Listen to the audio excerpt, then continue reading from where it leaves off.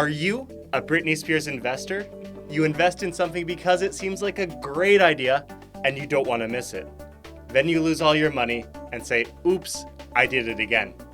Well, according to economic theory, investors are all rational and would never make that mistake. If you're a totally rational investor, then this video is not for you. But if you've ever made investments based on emotion, then I have some advice for you.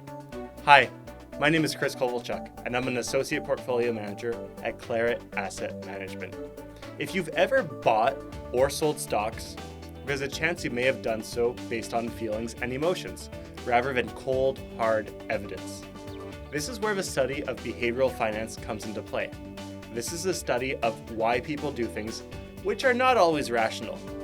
The human psychology is complex, and the study of behavioral finance has shown that there are several thought processes that push us to make less than perfect investment decisions. We do not like to lose things that we own.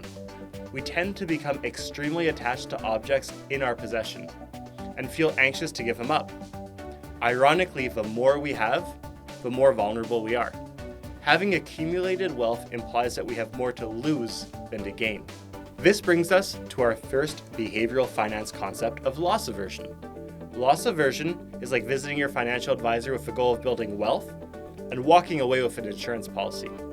You walk in wanting to grow, but leave being afraid of losing. Another behavioral bias that can impact your investments over time is overconfidence. Investors tend to overestimate or exaggerate their ability and expertise. This is like when your friend tells you to hold my beer and watch this. We all know it doesn't end well.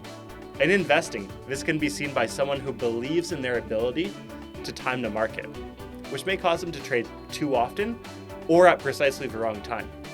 Their belief in their ability to identify opportunities may cause them to risk too much exposure on a perceived hot stock. Finally, the hot hand fallacy is a psychological condition that people believe an individual is hot or cold depending on past performance, when that past performance has no bearing on future outcomes. For instance, if LeBron James made the last 20 free throws, how can he not make the next? The past does not guarantee a future success. So how do you avoid making these mistakes? Have you ever heard the expression that coaches win championships? Well, portfolio managers build wealth. Most advisors know far too well that investors don't always do what they should. Instead, their behavior is sometimes directly opposed to what's in their best interest. That is when we call a timeout and plan the next play.